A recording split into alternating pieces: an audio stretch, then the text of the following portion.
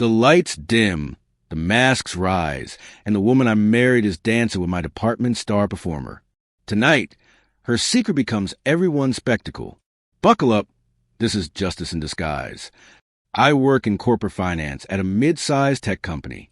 I'm 32. I've been here 5 years, and I've built a reputation as the guy who never misses a deadline or a decimal point. My wife, Ava, is the company's creative director. She plans every event, every campaign, and she's proud of it. We met in business school, both ambitious, both convinced we find success together. We married 2 years ago, signed up for joint accounts, joint vacations, the whole package. Tonight is our big annual event, the company Masquerade Ball. It's half fundraiser, half networking party, and Ava has been talking about it for weeks. She handled everything, venue, caterers, music, the works. I've helped by approving budgets and running through guest lists. We've given each other pep talks over takeout sushi. "You look sharp in your suit," she'd say. "You make me look good," I'd reply. This afternoon, I left work early to pick up my tuxedo from the tailor. I was back home by 5, ironing the jacket on our living room couch, trying not to wrinkle the pants. Ava was in the bedroom changing into her gown, calling out, "Can you grab my mask from the dresser?" We were in a good place, maybe the best we'd ever been since our honeymoon. I finished ironing and set the suit aside. On the coffee table, 2 masks wrapped in tissue paper, one black with silver trim for me, one emerald green with gold filigree for her.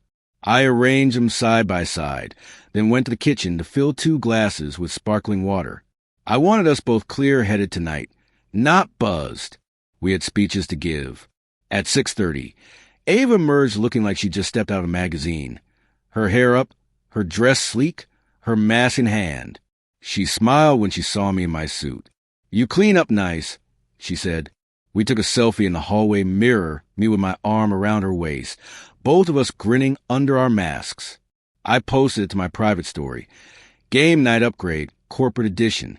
We headed downstairs together. The lobby was busy. Co-workers in tuxes and gowns, all wearing masks. The valet took our coats. Someone handed us champagne flutes. We bumped elbows and made our way toward the main ballroom, where the string quartet started playing a familiar tune. Everything felt normal until I noticed a small envelope on the floor, halfway under the coat rack. It was cream-colored, with my wife's name written in looping script. No return address. I picked it up and slipped inside the coat rack to get out of sight.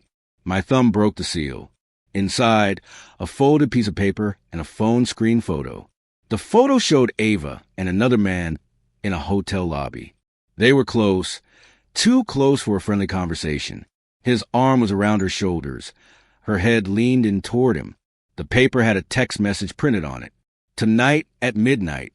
Just the 2 of us. Don't be late. X." My heart skipped. Midnight? We both knew the event would wrap up by 11. She never mentioned meeting anyone after. I folded the note and photo and slipped them into my jacket pocket, trying to stay calm. I finished my drink, kept my eyes on the crowd. Ava was talking to the head of HR, laughing a little too loudly. She glanced at her watch and touched her phone in her clutch, but she didn't see me watching her. I felt heat in my face, anger, confusion, something else I couldn't name. I straightened my tie and reminded myself not to jump to conclusions. Maybe it was harmless. A friend who sent her an invitation. I couldn't sleep that night. I lay in bed staring at the ceiling, my mind refusing to shut off. Every few minutes I'd sit up and check my phone. Hoping for a text from Ava explaining it all. Of course, there was nothing. Just a dark room and my own thoughts echoing back at me. My hands trembled so badly I could feel it in my bones. When I tried to roll over, my arm shook the mattress. I got up to get a glass of water and nearly knocked the whole bottle off the nightstand from the way my fingers quivered. I gripped the edge of the sink until the shaking eased, but the moment my hand left the porcelain, it was back again, like a small electric current running through me. I knew I had to get some sleep because I needed to be at the office by 8. By 9:30, I was already staring blankly at the screen, coffee cup in hand, heart racing every time Slack pinged. I missed more than one line in a budget report because I kept seeing that photo over and over in my mind. Ava's head resting on some stranger's shoulder while they stood at a hotel check-in desk. At lunch, I went outside for some fresh air. The sun felt too bright, like it was spotlighting my misery. My heart pounded so hard I thought people passing by would hear it. I couldn't stop replaying the way she laughed at that ball, the way she kept glancing at her phone. I remembered her telling me earlier in the week, "Don't worry, I'll be home early." It was a throwaway line, but suddenly it felt like a lie. The feelings inside me were all tangled up: anger, disbelief, hurt, shame. I hated that someone else had seen her that way. I hated that I didn't see it first. I hated that I looked like a fool. I felt stupid for trusting her. I felt stupid for not noticing anything sooner. My skin felt too tight, like I was wearing an invisible suit of anxiety. I tried to sit still, but every time a notification popped up, I would jolt. My chest got tight whenever I thought about her with that guy, like I was reliving every second of betrayal all over again. I spent the afternoon in a daze. I could answer emails and lead meetings on autopilot. But none of it mattered. What mattered was that Ava had broken our vows. She had chosen someone else, or at least given him enough reason to think she wanted it. I kept asking myself, why would she do this? Was it one night? A fling? Or was it something more? My coffee cup rattled when I set it down too hard. I rubbed my temples, trying to massage away the tension. I thought about all the times we'd promised forever, all the times we'd laughed so hard that we cried, all the big fights we'd survived. If I believed in fate, I'd have sworn ours was sealed. But faith doesn't mean you don't break each other's trust. Every time I looked at her mask sitting on the dresser home, I'd see it as a reminder. She wore a mask before the whole company. She's been wearing one in private, and I'm the only one who didn't realize it. That thought stung the worst, that I was so blind. At dinner, I couldn't touch my food. I picked at a salad that tasted like cardboard. I thought about confronting her, forcing her to explain. But part of me knew I wouldn't like the answers. I kept thinking that once she admitted it, I'd feel better. But I wasn't sure if that was true. Maybe I'd feel worse. That night, back in our bedroom, I paced the floor in the dark. I imagined the conversation. Me standing over her, notes in hand. Care to explain this? I pictured her face flushed with guilt, her voice trembling as she tried to apologize. It felt satisfying, even though I knew that confrontation would just lead to more pain. Instead, I lay back down and let myself feel every bit of anger. My jaw ached from clenching so hard. I wrestled with the thought that maybe this meant the end of us. Maybe no one could come back from this level of betrayal. But another part of me, equal parts scared and furious, wanted payback. Not out of spite, but out of fairness. I thought, if she gets to have her fling without consequences, then what was the point of our vows? I remembered reading once that revenge isn't about hurting someone. It's about restoring balance. And right now, everything felt unbalanced. My life, our marriage, every promise we made. I wanted to tip the scales back in my favor. Even if it was just a little. I spent the next couple of days going through the motions. I kept my mask on at work, smiled at coworkers who asked how the event went, and even told them it was amazing. Ava outdid herself. Nobody knew I was lying. Behind my smile was a storm. I started noticing small details everywhere. How her perfume lingered on my suit, how my phone buzzed with group messages about the ball, screenshots of dancers, drone footage of the chandelier, photos of people's masks. I stared at each image until they blurred. At night, I couldn't stop thinking about what to do next. I wrestled with whether I should confront her directly or find another way. But every time I thought about letting it go, I felt a knot in my gut. I thought about younger versions of myself. In college, I would have confronted the guy directly, maybe even gotten into a fight. But I wasn't that guy anymore. I wanted something cleaner, something that couldn't be denied or explained away. In the quiet moments, I caught myself rationalizing the idea of a plan. She brought this on herself. I'd tell myself. She needs to feel the same embarrassment, the same betrayal. Even typing that in my head felt wrong, but also necessary. Late one night, I sat at my desk with a legal pad and scribbled ideas. Nothing too crazy, no violence. Just something that would hit her where she'd notice. A reminder that no one crosses me without consequences. I didn't know what it was yet, but I knew I needed one. By the end of the week, I was running on empty. My hands still shook. My mind still raced. But beneath it all was a cold resolve. I wasn't the same person who walked into that ball thinking everything was perfect. I was someone who had woken up to betrayal and decided he wasn't going to take it lying down. I didn't know exactly how this was going to end. Maybe I'd confront her and we'd work it out, or maybe I'd choose a different path. But one thing was clear. The days of sitting quietly and pretending everything was fine were over. I was ready to take back control, whatever that looked like. I knew I needed proof before confronting Ava or doing anything drastic. No point in accusing her without solid evidence. And this had to be airtight, something she couldn't talk her way out of. Here's how I pulled it off. Setting up a hidden camera. I ordered a small Wi-Fi camera online. Nothing fancy, just enough to catch clear video. It arrived in a plain package, so my building's mailroom wouldn't think twice. I picked the home office for the camera because Ava often made private calls there and left her phone on the desk.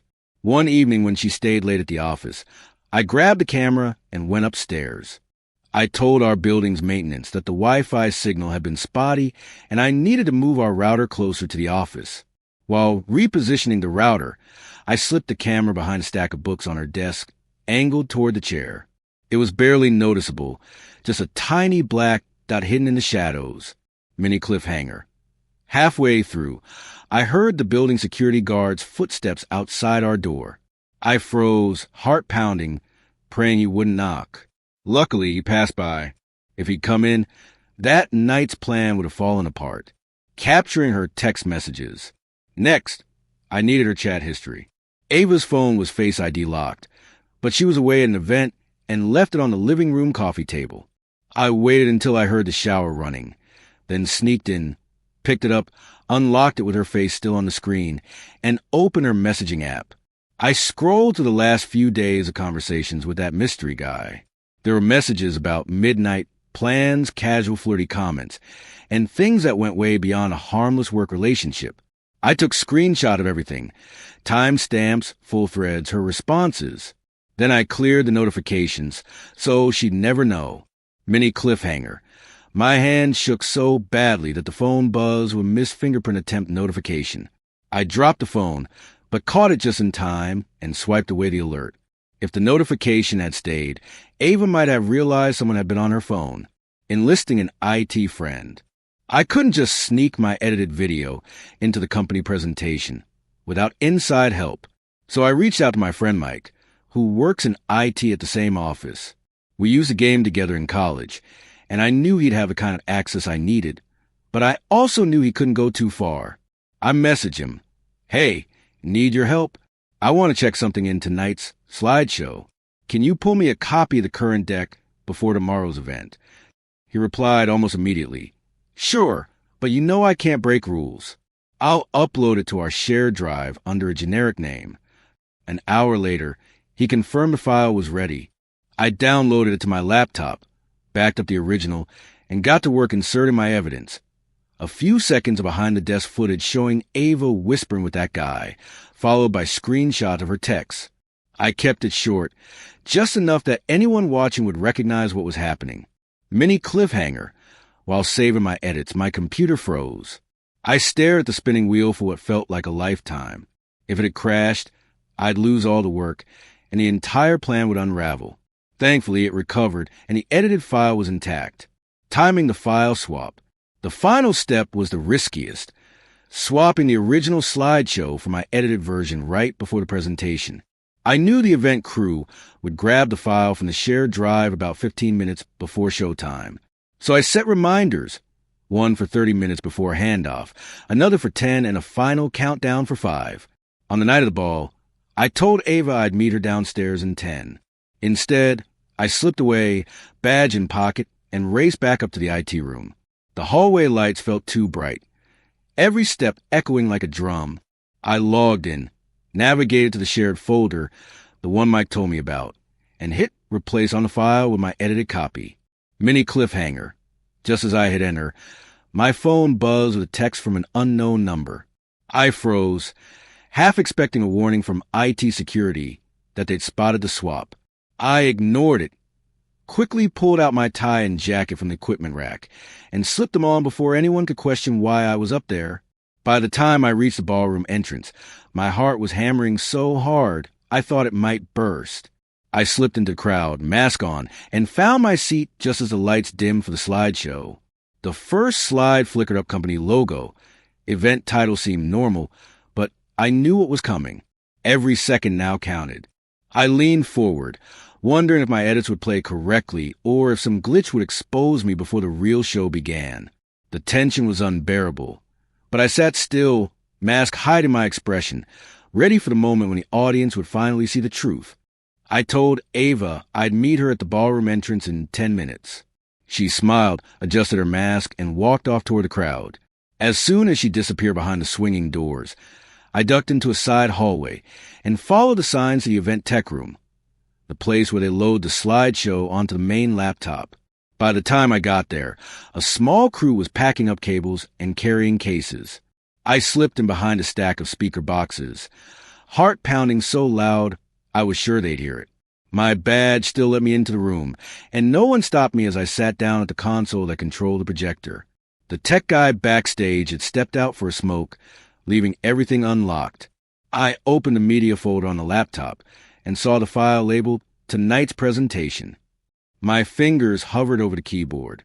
I took a deep breath, then dragged my edited version onto the folder, agreeing to replace the existing file when prompted. A warning popped up. "Are you sure you want to replace this file?" My hand shook, but I clicked yes.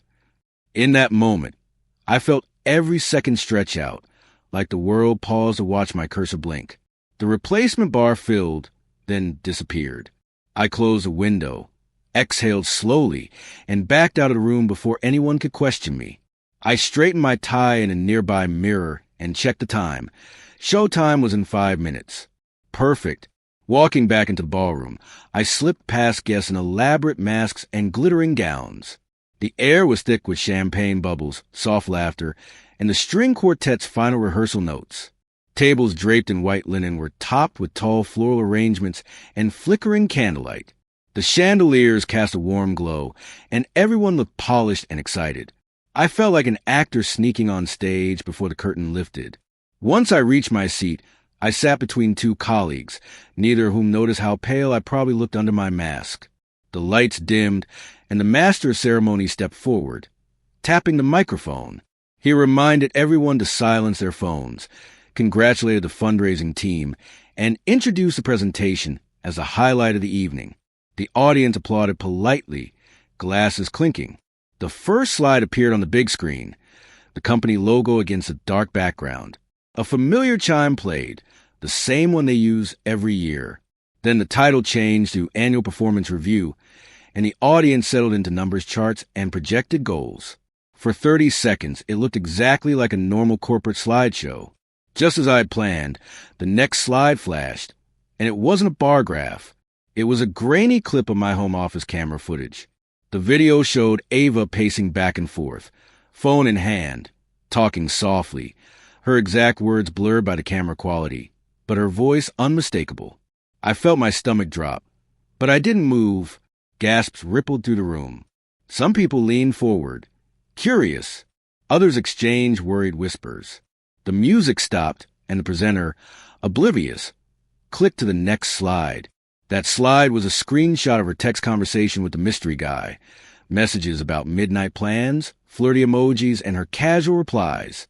Each line appeared one at a time, like bullet points in a normal report, but the context was devastating. A woman in the row in front of me covered her mouth. I heard someone ask, "Is that?" I watched the presenter's face change as he scrolled. His eyes darted from the screen to the guests, then back again. He stuttered, that's not part of the agenda." He cleared his throat, but he didn't close the slide. Couldn't. Behind me, I felt someone grab my arm. It was Mike from IT, his eyes wide even behind his mask. He mouthed, "You did this?"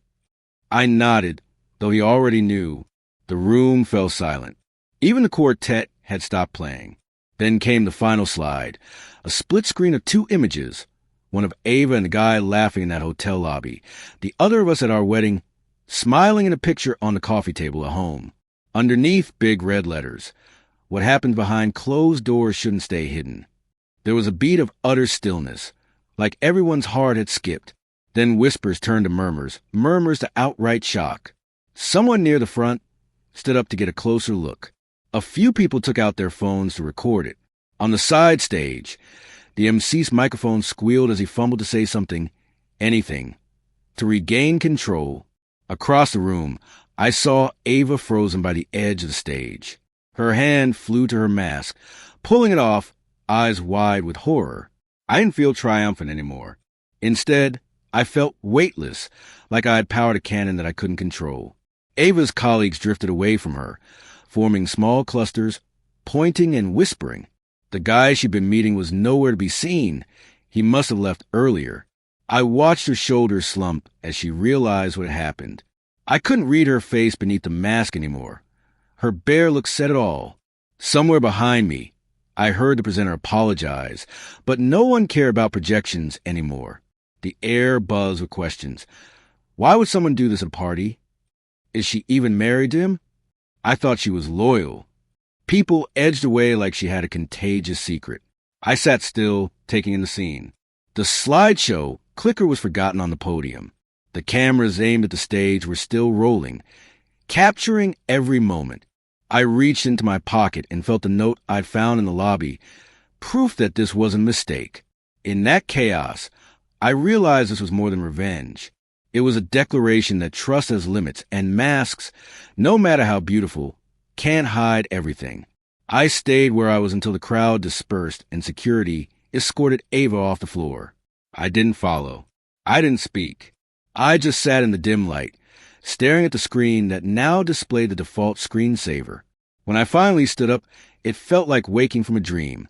The camera crates and cables lay abandoned. The music had gone silent. And somewhere in the distance, I heard the quartet start their tune again, an eerie reminder that life goes on, even after the masks come off. When the second-to-last slide finished and the warning click didn't come, I knew it was too late to turn back. The big screen switched to a shaky video clip from my hidden camera, Ava talking on her phone in our home office. In the clip, she's leaning close to the other guy, laughing, her voice clear enough that even people at the back row could hear. A low murmur spread through the room, like a tide of surprised voices. I heard one woman gasp. Someone's phone camera lit up. The hush was immediate, the kind you don't get at a party unless something really dramatic is happening. It was louder than any applause I'd ever heard at one of our events. I watched faces turn from polite interest to shock. Georgina from marketing had her hand over her mouth, eyes wide. The CFO stared at the screen, jaw hanging open. A few people actually stood up to get a closer look. Someone muttered, "Is that Ava?" Then it hit me. Ava's full name flashed in the clip. My edit had added a caption that read, "Ava Williams, creative director." I wanted them to know who she was. I heard the MC's voice crack over the speakers as he tried to regain control. Excuse me, everyone, let's move on to the next slide." But the audience wasn't ready to move on. They leaned forward, staring at the screen. Then the next slide appeared, a screenshot of her text messages. There was no missing what it meant. It said things like, "Can't wait until midnight," and "I've never felt like this with anyone else." Each line showed up one at a time, like bullet points, but the effect was way more powerful than any bar chart. The lights came up a notch over the crowd while the MC tried to switch back to the corporate presentation. He clicked, but the video stayed on, my edited version locked in place. I saw people nudging each other, pointing, whispering. One guy behind me said, "She's been cheating on him this whole time?" Another answered, "Looks like it." Then I heard my name. It was the CEO. He stepped up to the stage, mask in hand, face pale. "I'm sorry, everyone," he said, voice wavering. "This is not what we intended." He paused, exhaling hard. "We'll continue with the rest of the program shortly." People didn't move. They were glued to the screen. I realized after a second that the CEO was waiting for the file to change, but he just hit next over and over, and it wasn't changing. Up on stage, he looked around helplessly, like he just realized someone had sabotaged his flagship event. In the front row, I saw Ava freeze, her eyes flicking from the screen to the CEO. To me, she ripped off her mask and stood up so fast the chair scraped across the floor. She looked small in her evening gown, and for a split second, she looked like she might run. Instead, she took a shaky breath and started walking toward the stage. "Wait," she called out. Her voice quivered, but it was loud enough for most people to hear. The room got quieter. That's when I noticed the IT guy, Mike, slipping behind her. He looked torn up, like he knew exactly what was happening and didn't know whose side to take. On stage, the CEO whispered something into his earpiece and then cleared his throat. "Ava, could you please join me here?" His tone was polite but firm. She kept walking. When she reached the edge of the stage, she turned to face everyone. Her face was pale and her eyes were red. The other guy, her mystery man, was nowhere in sight. I found out later that he'd slipped out as soon as the music started after dinner. I guess he'd seen me leave and knew something was up, but I didn't stick around to watch him go.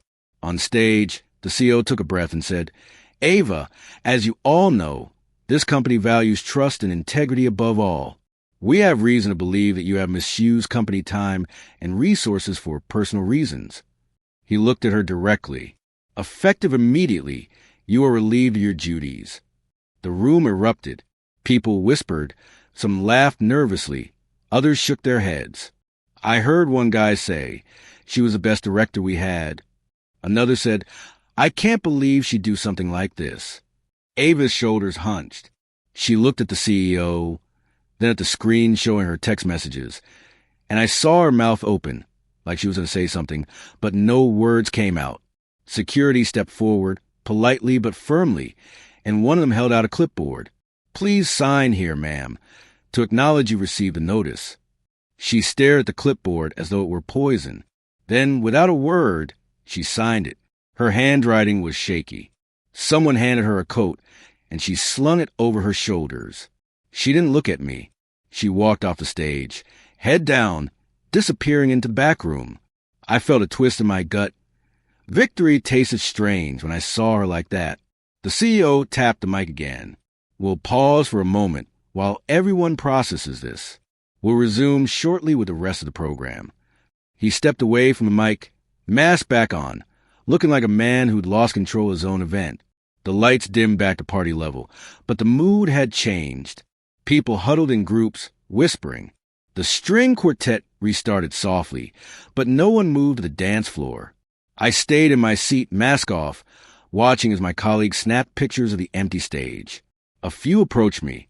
"You did this, didn't you?" one asked, eyebrows raised. I didn't reply. I just nodded. Another said, "Brutal." Later, when most people had filtered out, I saw Ava sitting alone at a table, her head in her hands. I walked over, heart heavy. She looked up, eyes red. "Why?" she whispered. I didn't have an answer that wouldn't make it worse. I just turned and walked away. By the end of the night, word had spread. Ava was fired for cheating. He showed the whole company her texts. Talk about making an exit. I don't know what people told her afterward, but I saw her pack a box of her things from her office desk the next morning. I heard security escorted her out. No goodbye, no final speech. For me, the fallout was immediate, too. The CEO called me into his office the next day. He sat behind his desk, steepling his fingers. "I need to know if you had anything to do with this," he said quietly. I told him the truth, everything. He listened, expression unreadable, then sighed. "You broke protocol," he said, "but I can't deny you exposed a serious breach of trust." He paused. "I'm giving you a warning. Don't ever do something like this again." I left his office thinking I might be out of a job, but apparently he decided that exposing Ava's behavior served the company's interests. People still look at me differently in the hallways. Some avoid eye contact. Others give me nods of approval. Ava moved out that weekend. Our apartment felt empty without her. I went back once to pick up my suit from the closet and ran into the landlord in the hallway. He raised an eyebrow. "Everything okay?" he asked. I just nodded and walked away. It's been weeks. I still wake up at odd hours, replaying every moment of that night. I catch myself wondering if I was too harsh, if firing her in public was more vindictive than fair. Then I remember how betrayed I felt when I first saw that photo and message. In the end, I guess people got what they deserved. Nobody is perfect, and trust can disappear with one click. Masked or not, everyone saw the truth that night, and for better or worse, it can't be unseen. I didn't expect to feel so many things all at once. After everyone left the ballroom and the lights came back on, I found myself standing alone by the empty stage. My heart was still pounding, but the knot in my chest had loosened. For the first time in weeks, I felt relief. It was relief more than anything. Relief that I'd caught Ava in the act and made sure she couldn't hide behind her title or her reputation. Relief that I protected myself from being made a fool of. Relief that the ball, our company's biggest event, had laid bare the truth. But there was something else there, too. A strange sense of pride. Not bragging pride, like telling friends over drinks. More like a quiet pride in knowing I'd planned every step, that I'd pulled it off without getting caught, and that I'd made a point nobody could ignore. I kept replaying how perfectly the timing had worked, how the audience had gone from polite applause to total silence in under 10 seconds. That exact moment felt like my victory, even if it was a hollow one. I remember stepping off the stage area and walking to the crowd as people were filing out. Some gave me thumbs up or pats on the back. One guy said, "Man, that was ruthless. But I get it." I nodded, managing a half smile. Part of me felt satisfied that my colleagues understood what Ava had done. Part of me wondered if I'd gone too far. I thought about how colleagues would be talking about this for months. "Did you see what he did?" She got what was coming to her. I felt like I'd rewritten the rules. Betrayal has consequences. But I also worried about how it would look on my own record. I wasn't sure if HR would eventually pull me aside and say, "You overstepped." For now, though, I'd gotten away with it. Back at home, the apartment felt empty without Ava's energy. I didn't touch her side of the bed. I couldn't bring myself to look at the masks on the coffee table. Instead, I went into our home office and unplugged the hidden camera. It had served its purpose.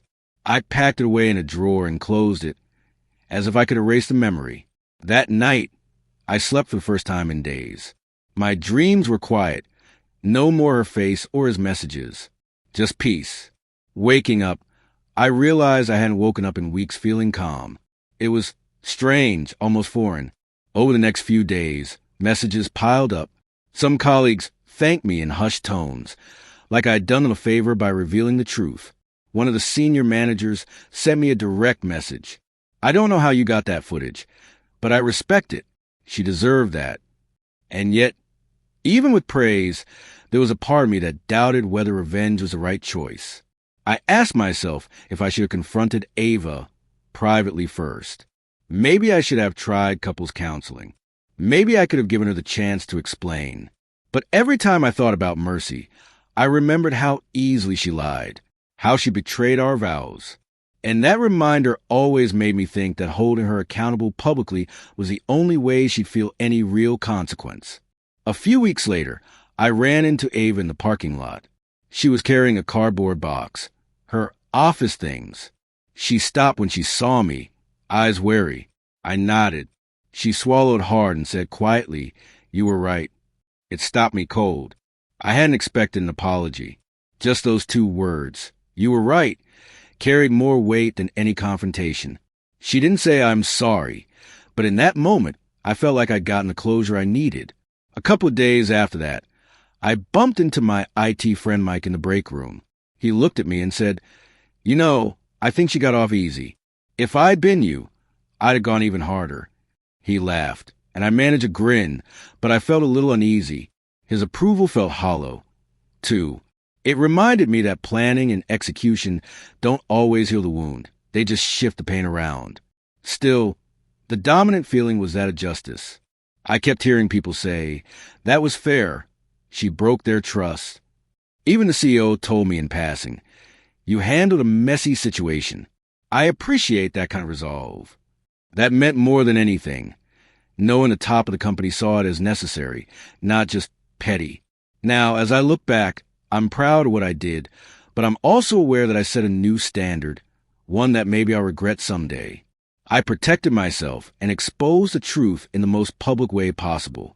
I took away her job, her reputation, and forced her to face the fallout. But at the end of the day, I sleep without shaking. I walk through the office without flinching at her empty desk. And every time I remind myself of how she kept me in the dark, I know that the relief I feel now is worth every ounce of doubt and every sleepless night that came before. So yeah, justice served, but not without a cost.